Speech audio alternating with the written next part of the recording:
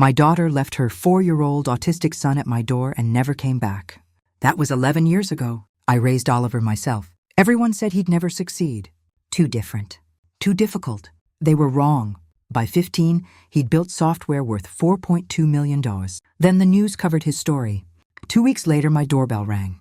Melissa, my daughter, standing there with a lawyer and documents claiming she'd been involved the whole time. Custody papers, financial records, visit logs, all lies, but they looked real. Our lawyer reviewed them and said without proof they're forged, we might lose. I panicked. Oliver didn't. He leaned over and whispered, "Let her talk, Grandma." I stared at him. We were about to lose everything, and he wanted her to keep lying. But he just sat there, calm, watching. And I had no idea what he was about to do. But before we continue, make sure you're subscribed to the channel and write in the comments where you're watching this video from. We love to know how far our stories travel. My name is Dorothy Mitchell. I am 66 years old, and this is my story. Melissa showed up on a Thursday afternoon with Oliver and one small backpack. I was in my kitchen making tea when I heard the car pull up. I looked out the window and saw my daughter getting out, moving fast, nervous. She hadn't called, hadn't said she was coming. I opened the door. Oliver stood beside her, silent, staring at the ground. He was 4 years old, small for his age, with dark hair that needed cutting. His hands were clenched into fists at his sides. "Mom, I need you to take him," Melissa said. "No hello, no hug. Just that, take him? What do you mean? I can't do this anymore. I tried. I really tried, but I can't." Her voice was flat, exhausted. She looked terrible, too thin, dark circles under her eyes, her hands shaking slightly. "Melissa, what's going on? Are you okay?" "I'm fine. She stopped, looked down at Oliver. He hadn't moved. "He needs someone who can handle him. You were a teacher. You know about kids like this. Kids like this." The phrase hung in the air between us.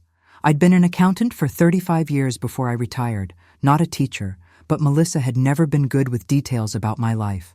I looked at Oliver. He was rocking slightly, heel to toe, his eyes fixed on the concrete step. "How long do you need?" I asked. "I don't know. I need a break." She was already backing away, moving toward her car. "Melissa, wait. We need to talk about this. Does he have his medication? His therapy schedule? What does he eat? It's all in the backpack. I'll call you." She was in the car now, engine starting. "When will you call?" "Soon, I promise." "I just need some time." She drove away, fast, like she was being chased. I stood there on my porch with my grandson, watching her taillights disappear down the street. Oliver kept rocking, his hands still clenched. He hadn't looked at me once. "Oliver?" I said softly. "Would you like to come inside?"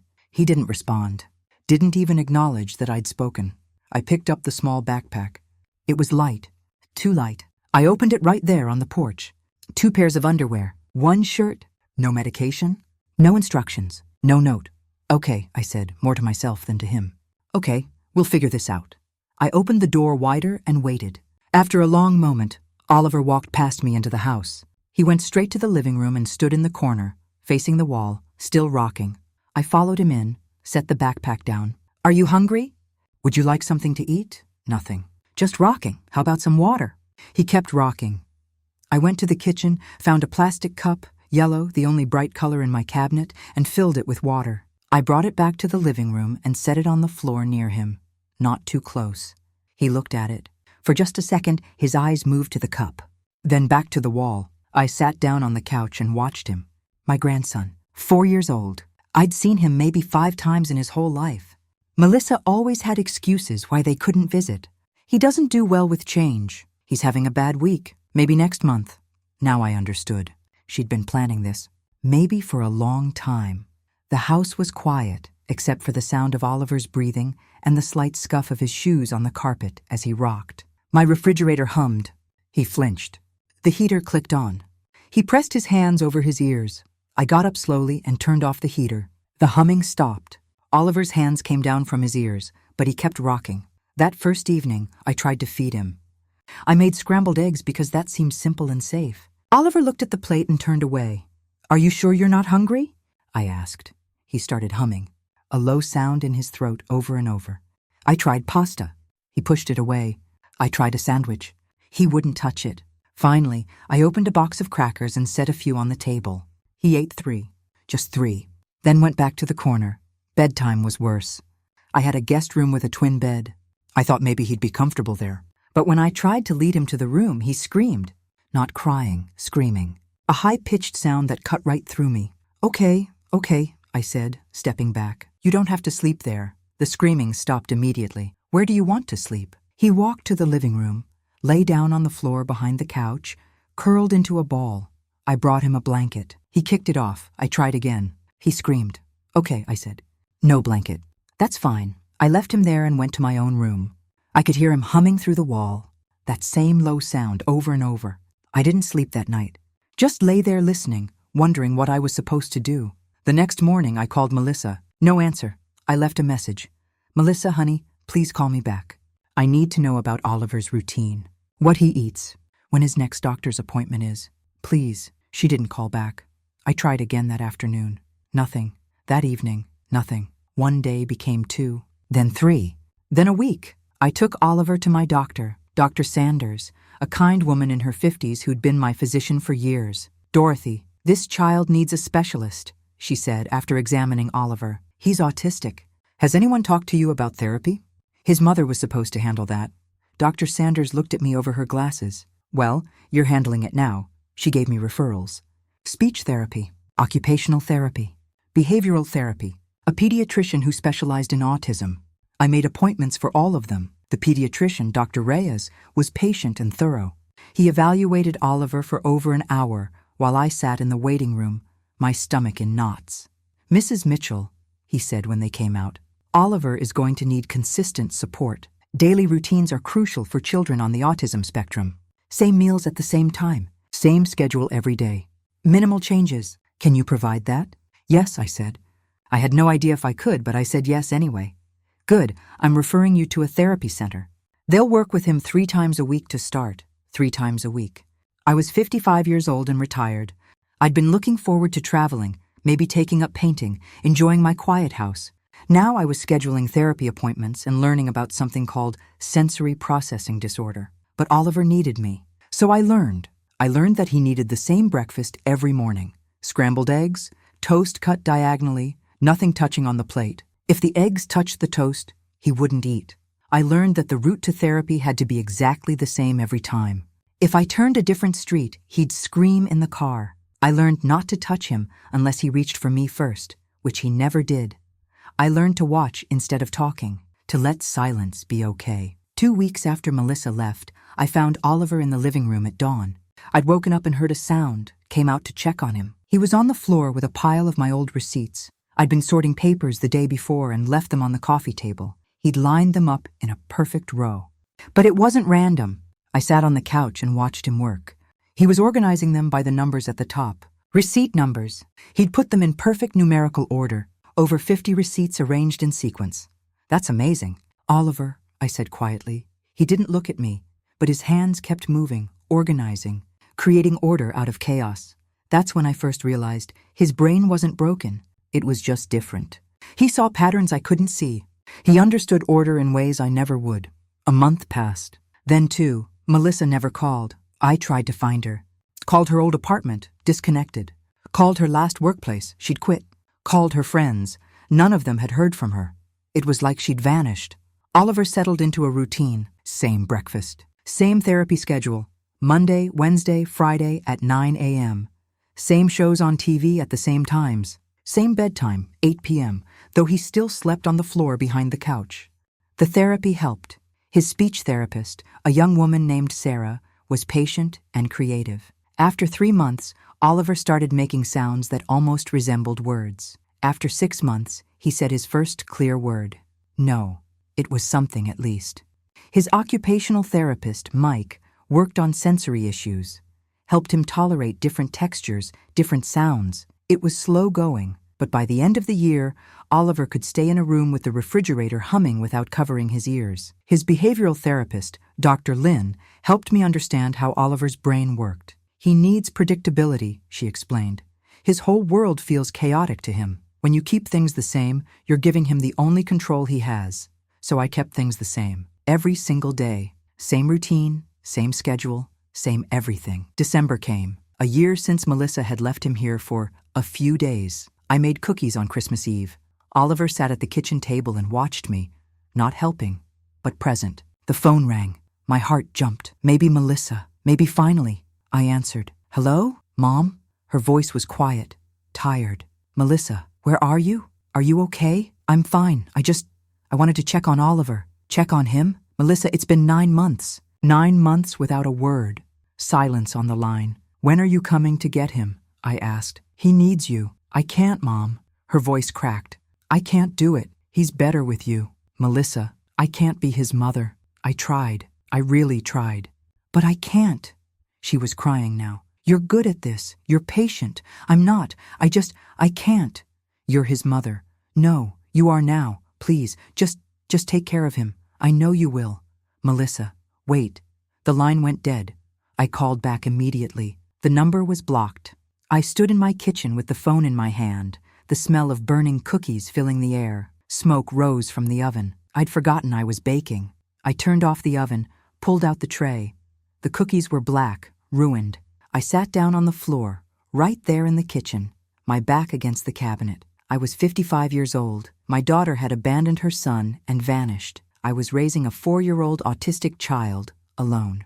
Oliver appeared in the doorway. He looked at me for a long moment, longer than he'd ever looked at me before. Then he walked to the counter, picked up his yellow cup and brought it to me. He set it on the floor beside me. I looked at the cup, looked at him. He didn't say anything, just stood there for a moment, then walked back to the living room. It was the kindest thing anyone had done for me in years. I sat on that kitchen floor and cried.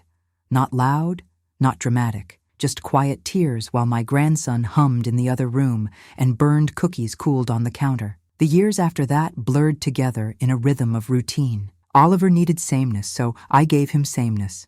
Every morning at 7 a.m., scrambled eggs and toast. Every Monday, Wednesday, and Friday, therapy at 9 a.m. Every evening at 6 p.m. dinner.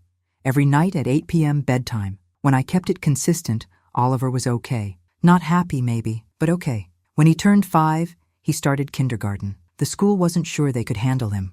He'll need an aide, the principal said. Someone with him full-time. Then provide one, I said. He has the right to an education. They provided one. Mrs. Henley, a kind woman in her 40s who understood children like Oliver. She stayed with him through elementary school, helping him navigate a world that felt too loud, too bright, too overwhelming. When Oliver was 6, he became obsessed with numbers. He'd see the price tag on groceries and memorize them, license plates, phone numbers. He'd write them in little notebooks I bought him from the dollar store. By 7, he could do complex math in his head. I'd be calculating a tip at a restaurant, and he'd tell me the exact amount before I could even pull out my calculator. 15% of $47.83 is $7.17, he'd say, not looking up from his food. That's right, I'd say, amazed. His therapist, Dr. Lin, told me, this is common with autistic children. They often have areas where their brains work differently, sometimes better, than typical children. Oliver's gift is numbers. By 8, he was reading my old accounting textbooks. I'd retired from accounting 5 years before Oliver came to live with me, but I'd kept all my books, all my old client files. I found him one day in my home office, going through files from 20 years ago. What are you looking at?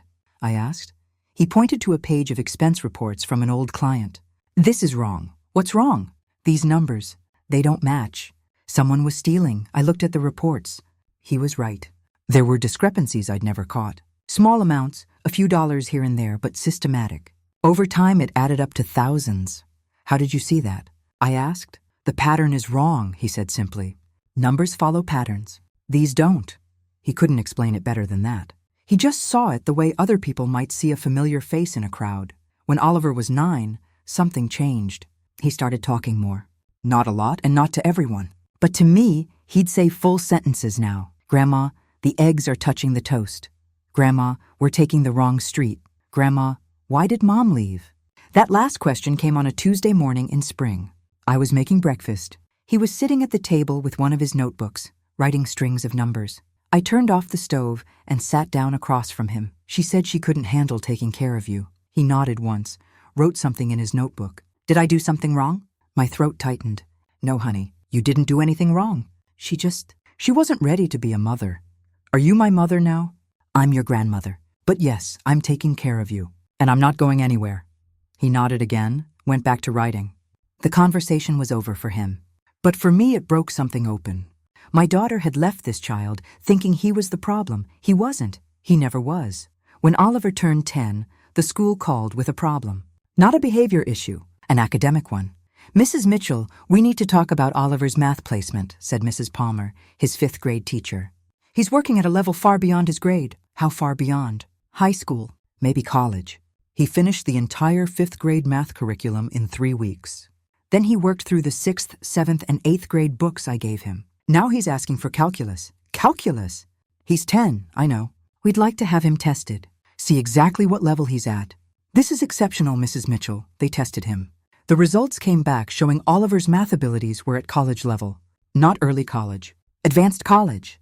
The kind of math engineering students took in their 3rd year. "I've never seen anything like this," the assessment specialist told me. His pattern recognition, his ability to manipulate numbers and see relationships between them, it's extraordinary. "So what do we do?" I asked. "We challenge him. Give him material at his level. There are online programs, university courses he can audit. He's going to need more than we can give him in a standard classroom." So Oliver started taking online math courses. Advanced algebra, geometry, trigonometry. He worked through them in his room at his desk, the same desk where he did his regular homework.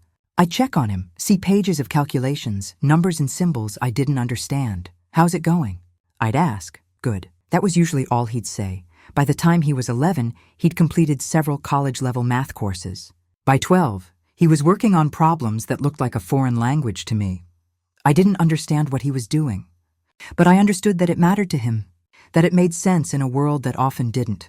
One evening when Oliver was 12, I brought him dinner at his desk. He'd been working for hours. "What are you making?" I asked. He looked up at me. Eye contact was still hard for him, but he was getting better at it. "I'm trying to build something." "What kind of something?" "A program. To find patterns in numbers. To see when they're wrong. Like the accounting files you looked at when you were 8? "Yes, but bigger." For everyone, I didn't understand. Not really, but I saw the focus in his eyes, the way his hands moved across the keyboard with certainty. "That sounds important," I said. He nodded. "It is, because people lie with numbers, but the numbers know the truth if you look right." He went back to work. I went back to the kitchen, cleaned up, and thought about what he'd said. People lie with numbers, but the numbers know the truth. Oliver was building something. I didn't know what yet, but I knew it mattered. By the time Oliver turned 13, his project, as he called it, had taken over our lives. Not in a bad way, just in an all-consuming way. He worked on it every day after school, weekends, summer break. Sometimes I'd wake up at 2 a.m. and see light under his door. "Oliver, you need to sleep," I'd say. "Almost done." He was never almost done. I asked him once, sitting at breakfast, "Why is this so important to you?" He thought for a long moment. Oliver always thought before speaking. "Because lies hurt people. But numbers don't lie. If I can make something that finds the lies, people can know what's true." "What made you think of that?" He looked at me, really looked at me. "Mom lied. She said she'd come back. She said she'd call. The numbers would have shown she was lying. My chest hurt. Oliver, it's okay.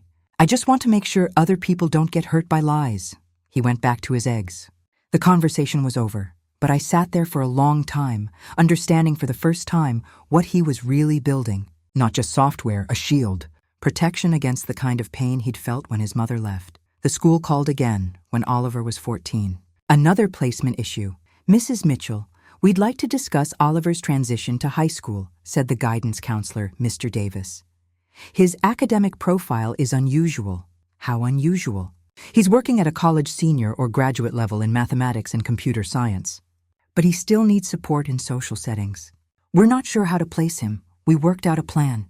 Oliver would take some classes at the regular high school, English, history, science. But his math and computer science work would be done through online university programs. It worked.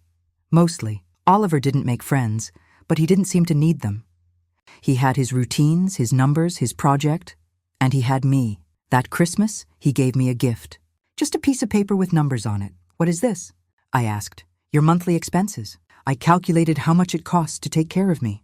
Food, utilities, therapy, everything. This is what Mom should have been paying. The number was large. Very large. "Oliver, I don't need—" "She owes you," he said firmly. "Someday, I'm going to make sure you get it. I folded the paper and put it in my pocket. You don't owe me anything, honey. Yes, I do. You stayed. She didn't. He went back to his room. I sat on the couch and cried. When Oliver was 15, everything changed. He called me to his room one evening. Grandma, I need to show you something. I followed him to his desk. His computer screen showed a clean, simple program interface. Nothing fancy, just boxes and buttons and text. This is it, he said. Pattern lock. It's done. What does it do? He clicked through screens, showing me features I only half understood. It analyzes financial records. Invoices, receipts, expense reports, anything with numbers. It looks for patterns that don't match. Things that are wrong, fake, fraudulent. Like when you found that error in my old client files? Exactly. But this can do it for thousands of documents at once. Millions. It catches fraud that people can't see. I watched the program run through a sample document. Numbers appeared, graphs, analysis results. This is incredible, Oliver. He looked at me. I'm going to sell it. Sell it? To who? Accounting firms, hospitals, insurance companies, anyone who needs to find fraud in billing and invoices. He said it so matter-of-factly, like it was obvious. My 15-year-old grandson was going to sell software to major companies. Do you know how to do that? I asked. I've been researching. I have a list of companies to contact. Of course he did. Over the next 2 months, Oliver sent professional emails to accounting firms and fraud prevention companies. I helped him polish the language, though his direct way of writing was often clearer than mine. The first response came in May. A small firm wanted a demonstration. Oliver set up a video call, showed them the software, explained how it worked in that calm, clear voice he used when talking about numbers. They bought a license for $25,000. I stared at the number on the screen when Oliver showed me the contract. $25,000? It's less than it should be, he said, but it proves the concept works. Now other companies will be interested. He was right. By June, 3 more companies wanted demos. By July, Oliver had 6 clients and more money in his bank account than I'd made in 5 years of accounting work. Then in August, the big offers started. Large accounting firms wanted exclusive rights. Corporate fraud prevention companies wanted to license it for their entire operations. The numbers jumped from thousands to hundreds of thousands. I need help, Oliver said one evening. I don't know how to evaluate these contracts. I found a business lawyer through a colleague from my old accounting firm. James Nakamura specialized in software licensing and intellectual property. He met with us on a Saturday at our kitchen table, spread out 3 different contract offers. These are all substantial, he said, looking at Oliver. You've built something very valuable, Oliver nodded. Which one is best? James walked him through the options. Licensing deals that would pay over time? Acquisition offers that would buy the software outright. I want to sell it completely, Oliver said. I don't want to manage licensing or updates. Just sell it and be done. James looked surprised. You're sure? Licensing could pay more long-term. I'm sure. Why? I asked gently. Because I built this to prove something. I proved it. Now I want to work on something else. He sold it in September 2024 for $4.2 million. $4.2 million. I couldn't process that number.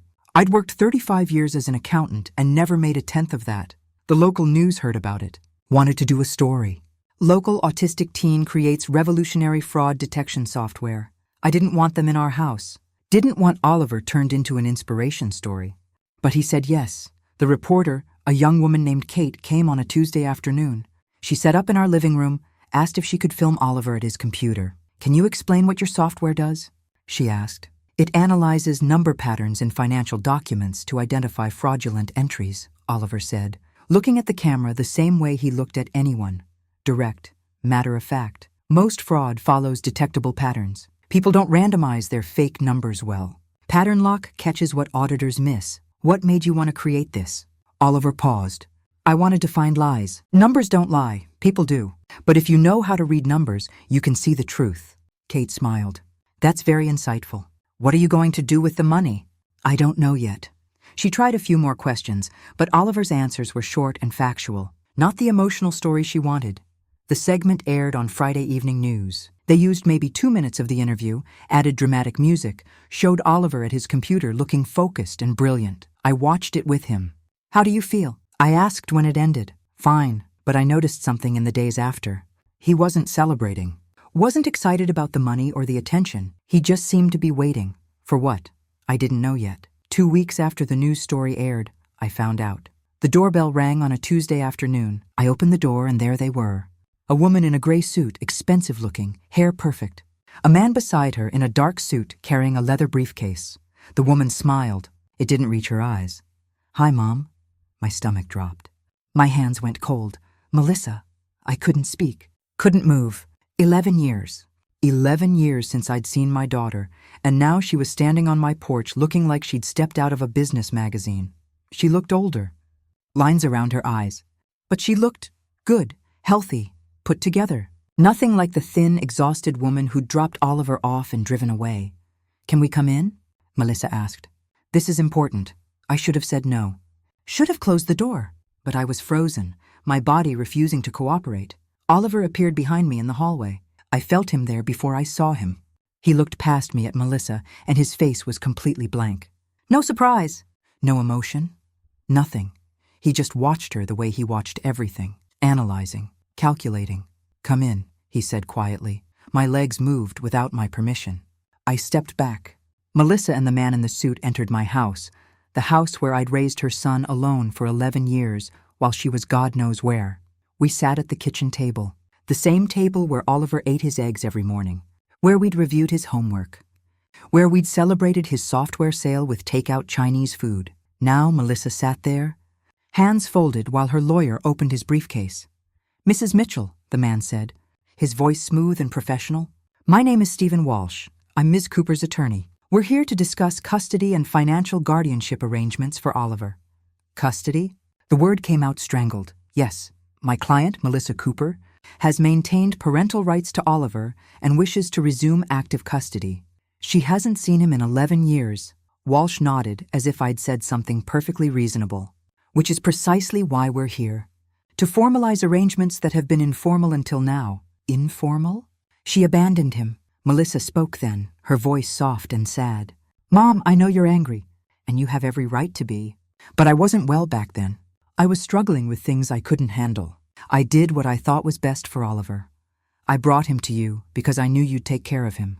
You said it was for a few days. I know. I was wrong. I was confused and overwhelmed, and I made mistakes. But I've been working on myself. I've been getting help, and now I'm ready to be Oliver's mother again." Her voice cracked on that last word. Tears formed in her eyes. It looked real. It looked sincere, but I'd seen Melissa lie before. She was good at it. Walsh pulled papers from his briefcase. Official-looking documents with seals and signatures. These show that Ms. Cooper never formally terminated her parental rights. She remains Oliver's legal mother. Additionally, we have documentation showing she maintained involvement in his life from a distance. "What documentation?" I asked. "She never called, never visited, never sent a dime." Walsh spread papers across the table. "These are visit logs showing Ms. Cooper's consistent contact with Oliver over the years. These are financial records showing monetary support she provided. And these are letters she wrote to Oliver maintaining the mother-son relationship." I looked at the papers. They looked real, professional. Dates, amounts, detailed records. My heart was pounding so hard I thought I might be sick. "This is all fake," I said. "These documents are properly notarized and filed," Walsh said calmly. "Unless you can prove otherwise, they establish Ms. Cooper's continued parental involvement." I looked at Oliver. He was sitting perfectly still, watching Melissa. His face was still blank, but something in his eyes made me pause. He didn't look scared. He didn't look surprised. He looked like he was waiting for something. "Oliver," I said quietly. "What do we do?" He looked at me for just a second. Then back at Melissa. "We should get a lawyer," he said. Getting a lawyer turned out to be easier than using one effectively. I found Linda Reyes through a referral, family law attorney with 20 years of experience. She met with us 3 days after Melissa showed up. She came to our house because I couldn't face going to an office. I brought every binder I had. Years of school records, therapy notes, medical appointments, receipts for everything I'd ever bought for Oliver. My hands shook the entire time I carried them to the kitchen table. Oliver sat quietly beside me, watching everything. Linda spread Melissa's documents across the table. She studied them for over an hour, reading every page, checking signatures, examining the stamps and seals. Finally, she looked up. Her face told me everything before she spoke. "These look legitimate," she said carefully. "But they're fake," I said. "She's lying. She hasn't seen him in 11 years. I believe you. But Mrs. Mitchell, do you have concrete proof these documents are forged?" I pulled out my binders. I have everything. Every school meeting, every doctor visit, every therapy session. I paid for all of it. I was there for all of it. Linda looked through them, nodded slowly. This is excellent documentation. It proves you've been the primary caregiver.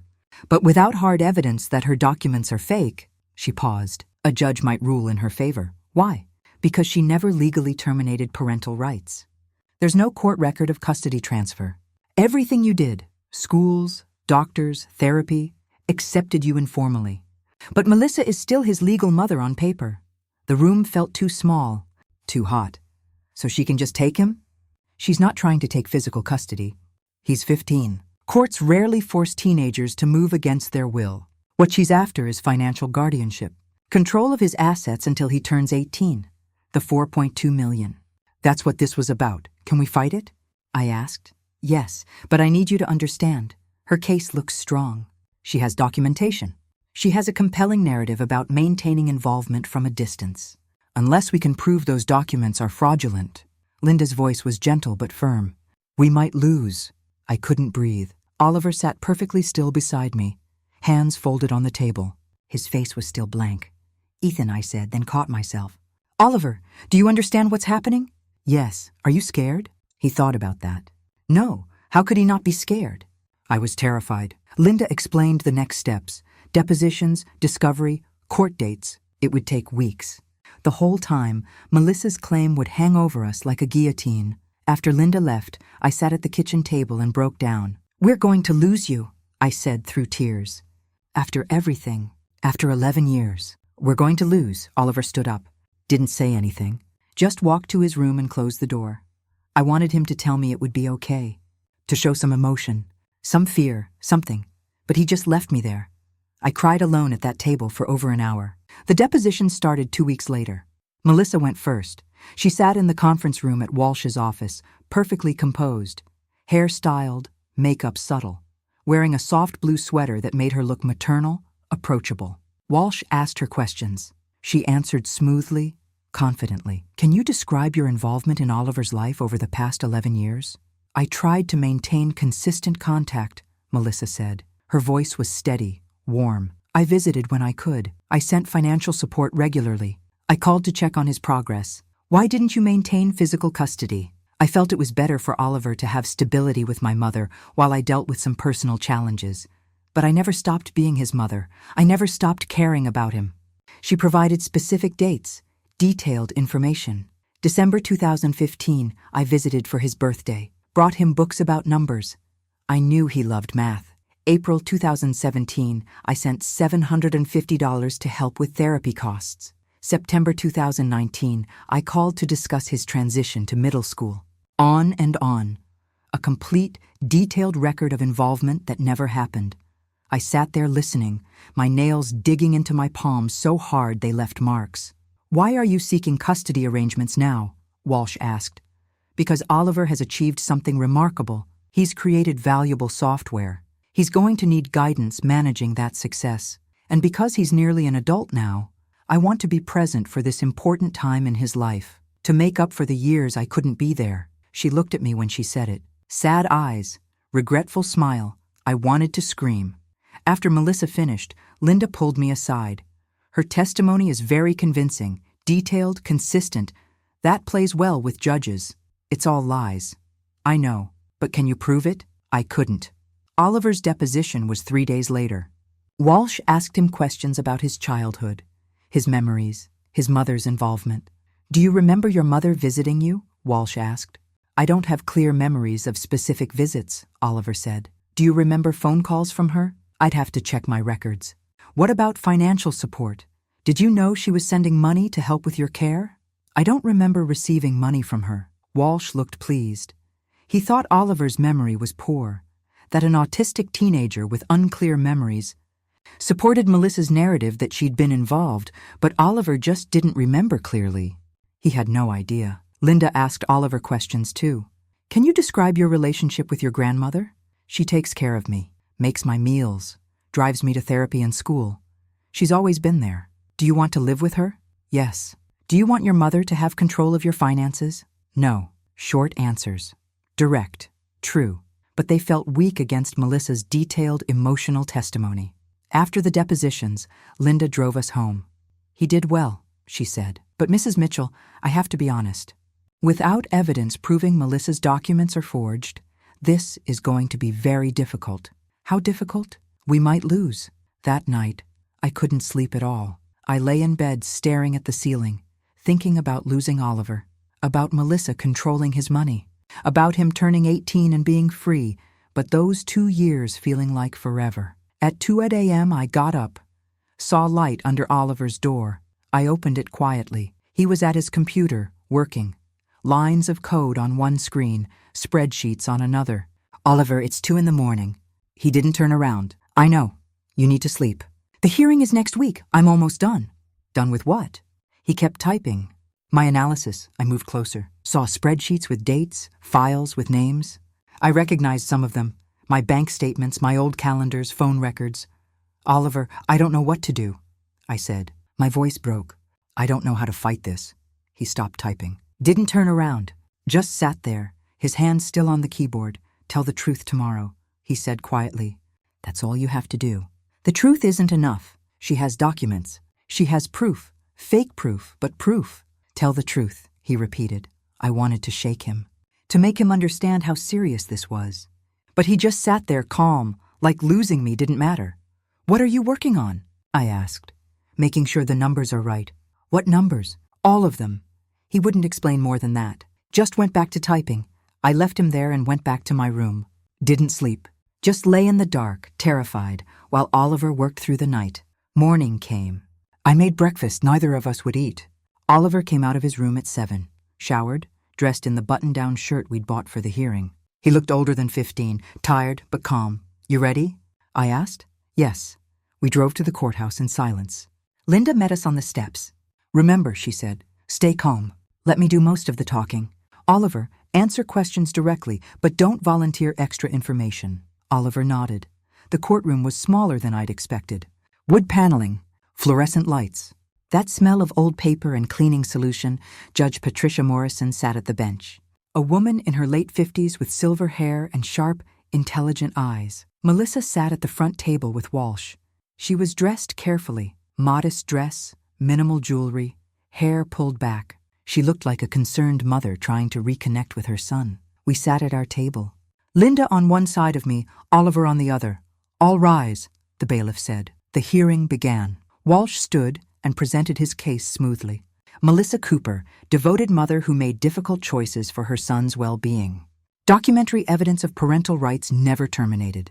Financial support provided. Regular contact maintained, despite distance. He laid out the documents on the evidence table. The visit logs, the financial records, the letters, all fake, all convincing. Judge Morrison reviewed them carefully, taking her time. Then she looked at Melissa. "Ms. Cooper, can you explain your involvement in Oliver's life over the past 11 years? Melissa's voice was steady, sincere. "Your Honor, I tried to stay connected as much as possible. I visited when I could. I sent money to help with his care. I called regularly to check on his progress. Why didn't you maintain physical custody? I felt it was better for Oliver to have stability with my mother while I worked through some personal issues. But I never abandoned him. I never stopped being his mother." She said it with such conviction, such apparent sincerity. Judge Morrison looked thoughtful. "Thank you, Ms. Cooper." Then it was Linda's turn. She presented my binders. Years of school meetings, therapy records, medical appointments. Every piece of evidence that I'd raised Oliver alone. But as she went through them, I could see the judge's expression. Sympathy, but doubt. "Ms. Reyes," Judge Morrison said, "these records show Mrs. Mitchell has been the primary caregiver. But I don't see formal guardianship documentation. No court order transferring custody.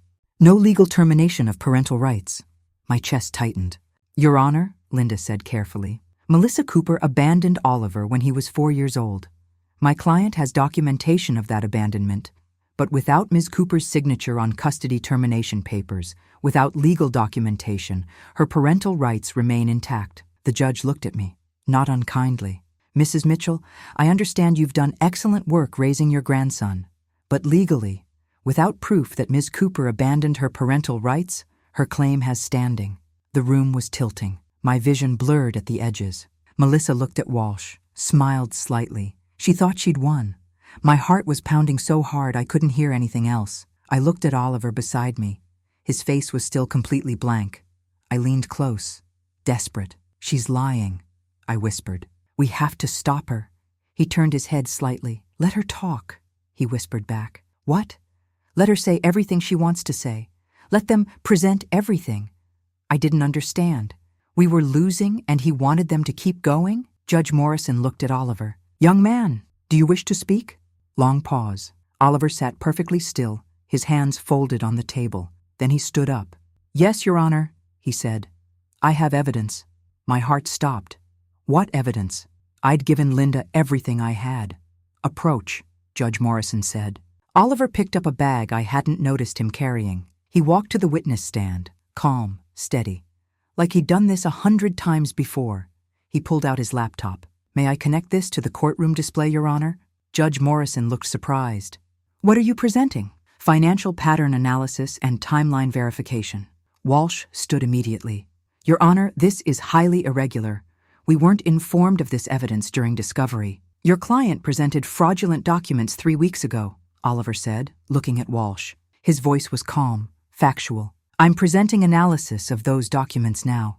Judge Morrison studied Oliver for a long moment. "Proceed, but this better be relevant." Oliver connected his laptop. The courtroom display lit up. He pulled up Melissa's visit logs first. They appeared on screen. Professional, official-looking documents with dates and details. These documents claim to record visits from 2013 through 2024, Oliver said. But the number patterns show they were all created recently. He clicked through screens. Every document has a reference number at the top. These numbers follow a pattern. They're typically sequential within batches when documents are created.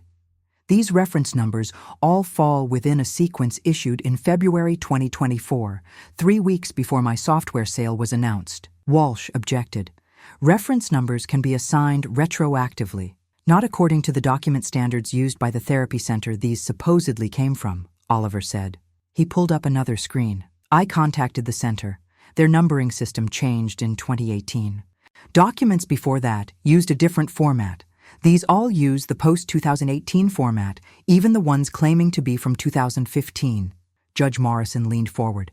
"Continue." Oliver pulled up the financial records next. These claim to show money transfers from 2013 to 2024. But the account numbers are wrong.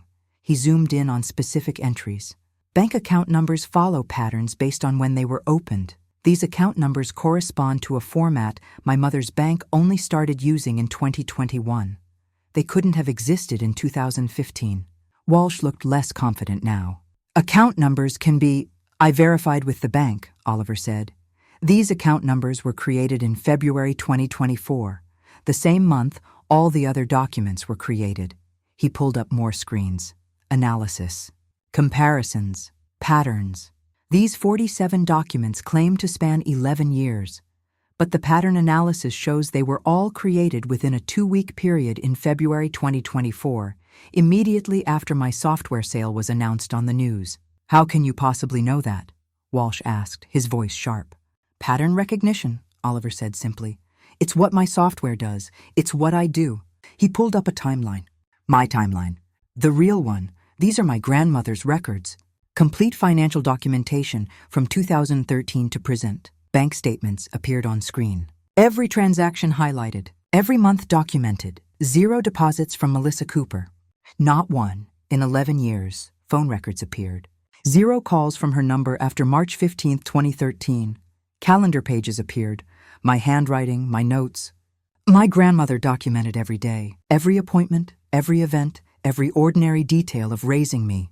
She did this because she's meticulous, because she was an accountant for 35 years, and documentation is how she understands the world. He clicked through pages. Dozens of them, hundreds. December 2015, Melissa claims she visited for my birthday. Here's my grandmother's calendar from that month.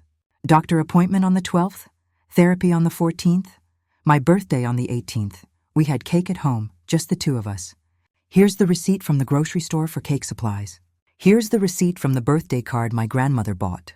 No visit from Melissa, more screens. April 2017. Melissa claims she sent $750. Here's my grandmother's bank statement from that month.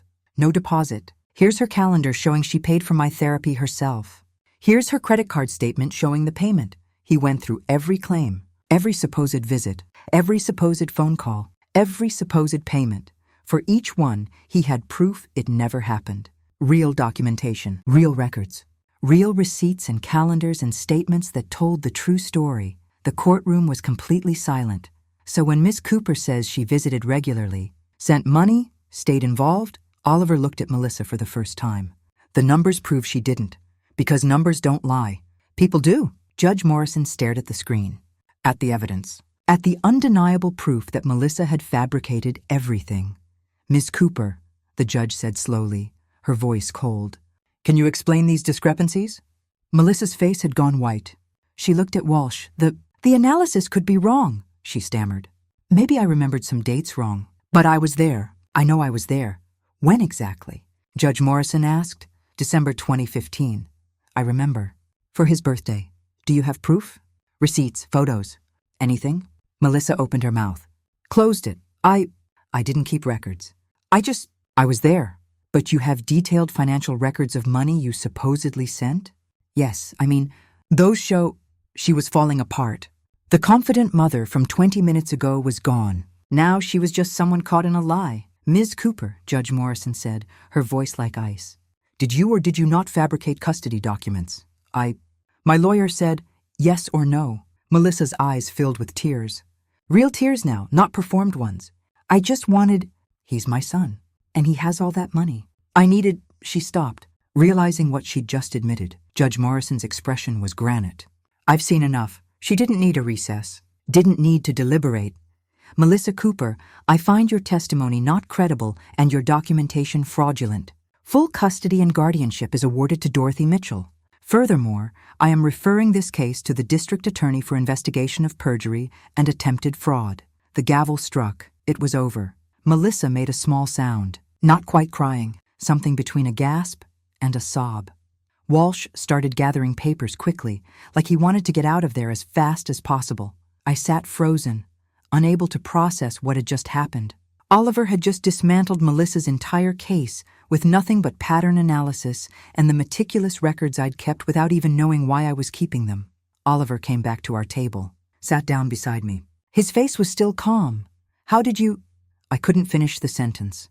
I've been preparing, he said quietly, since I was 12. Since I started building pattern lock.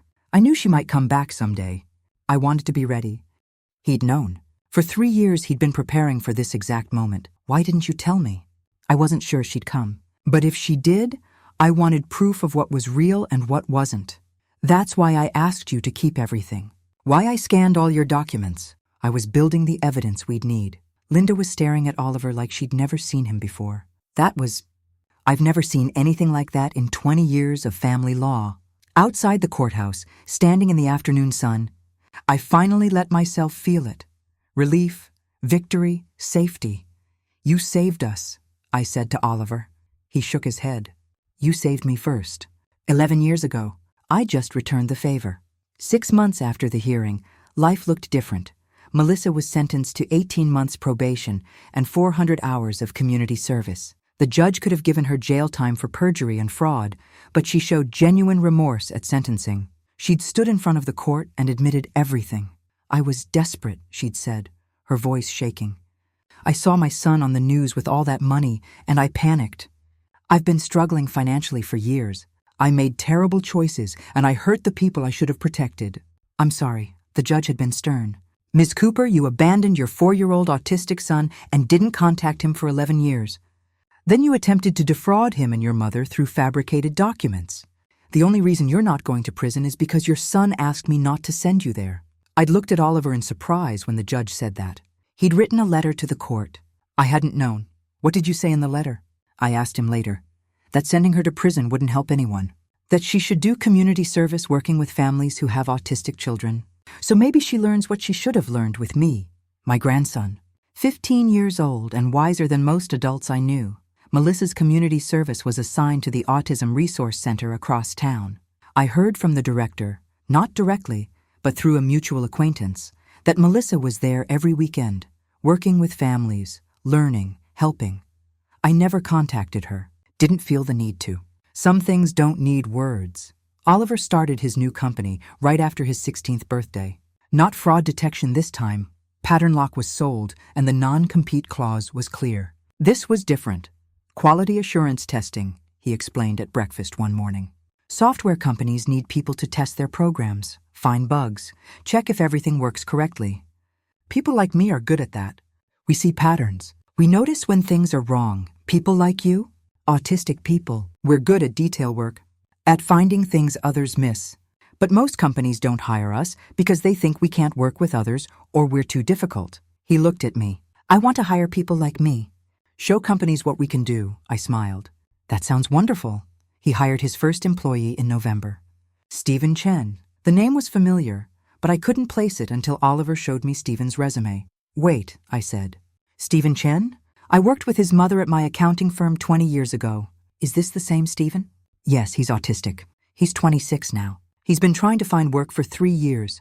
Nobody will hire him because he doesn't make eye contact during interviews. But he's qualified? Very. He has a computer science degree. He's brilliant at finding errors in code. He just needs someone to give him a chance. Oliver gave him that chance. Within a month, Stephen was Oliver's lead quality tester. Then came Marcus. Then Lily. Then James.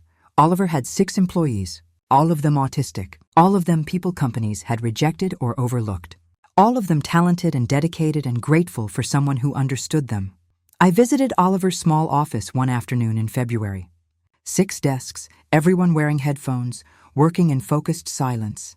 The kind of environment that would feel strange to most people, but was perfect for them. Stephen saw me, took off his headphones. Mrs. Mitchell, Stephen, it's good to see you. Oliver told me you knew my mother. She said you were always kind to our family. Your mother was a good colleague. He smiled. Oliver's a good boss. He doesn't make me do things that don't make sense. No pointless meetings. No forced small talk. Just clear tasks and fair pay. That sounds like Oliver. Mrs. Mitchell? Stephen's voice was serious now. Thank you. For what? For raising him.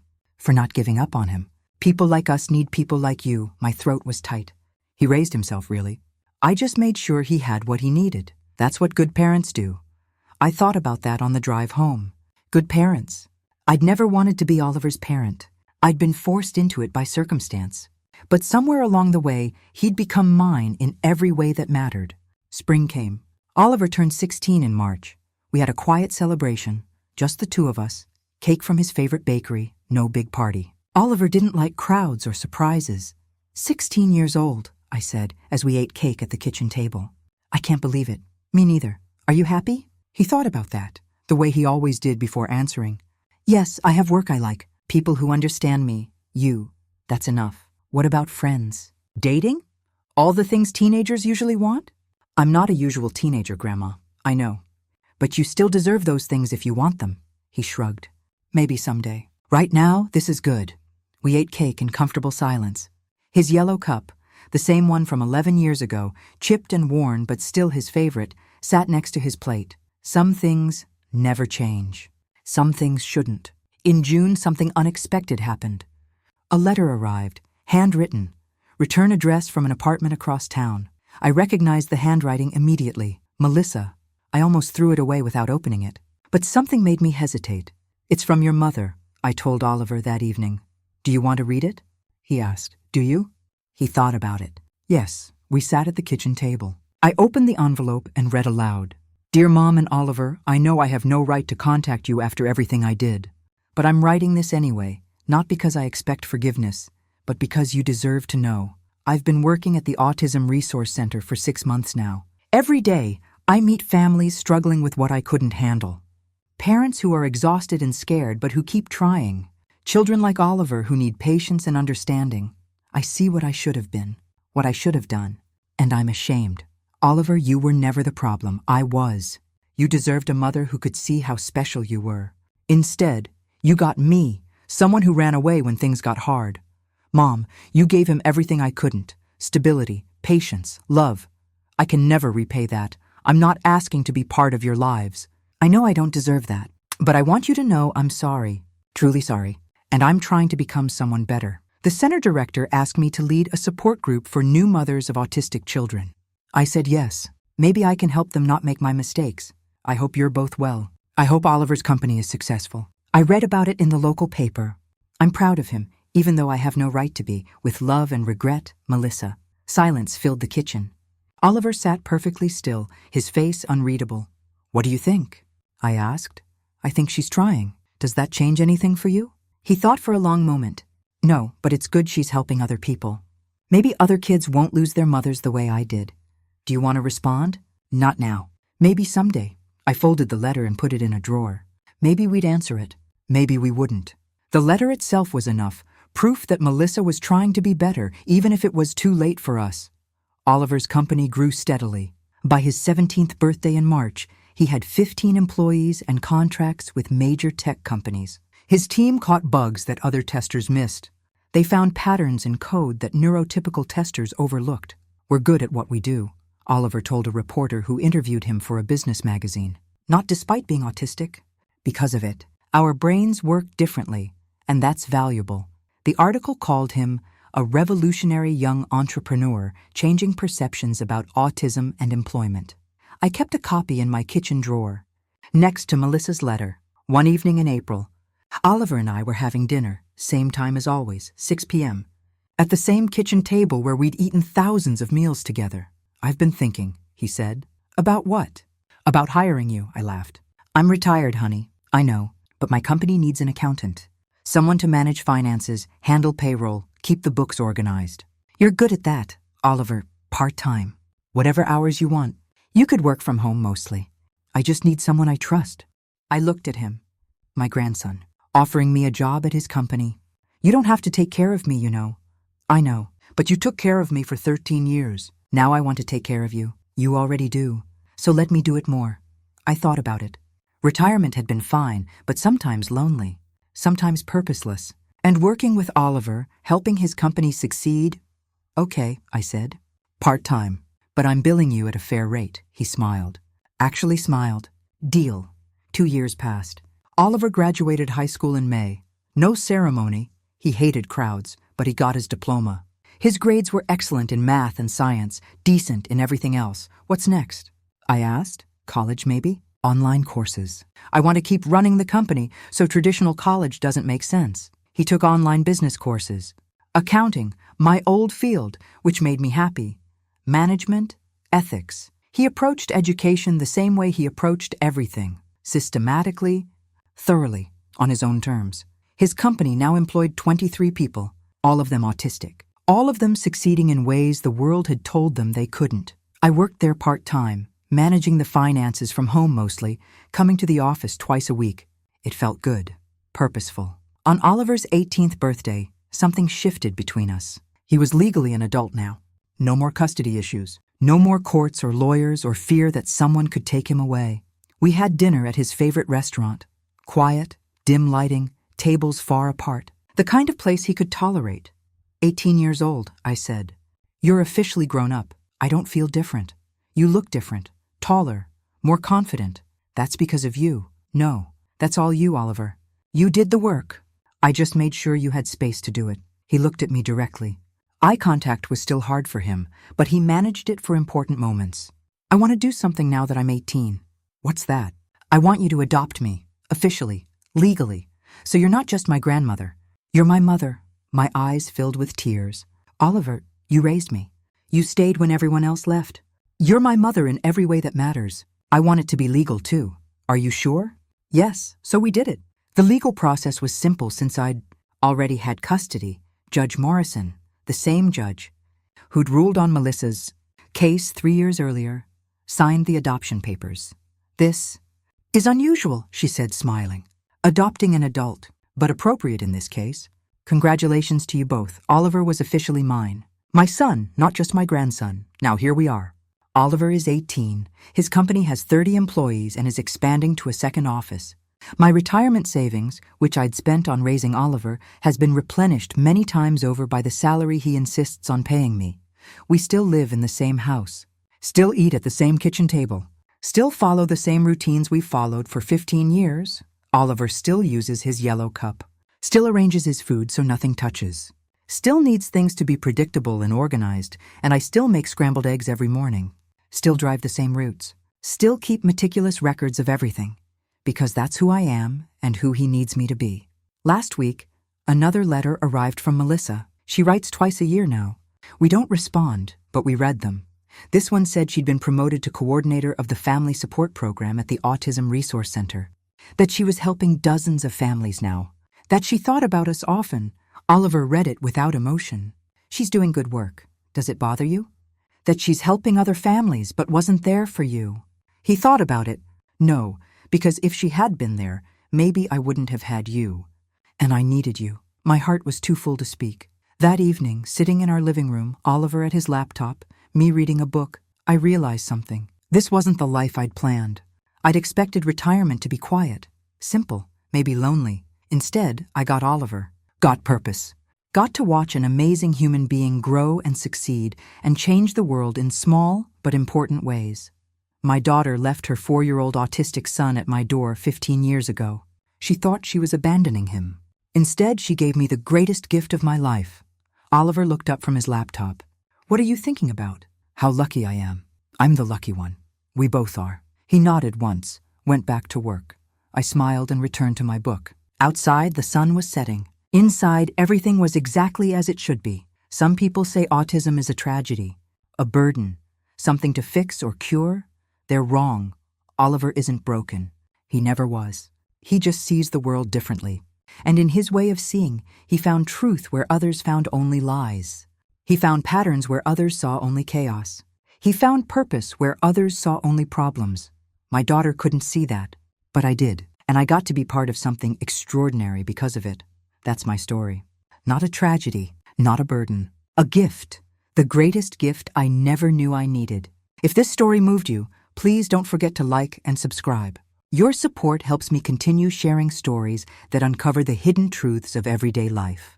There are so many more untold stories waiting to be revealed. Thank you for being here. Now tell me, what would you have done if you were in their place? I'd love to hear your thoughts. Please share them with me in the comments below.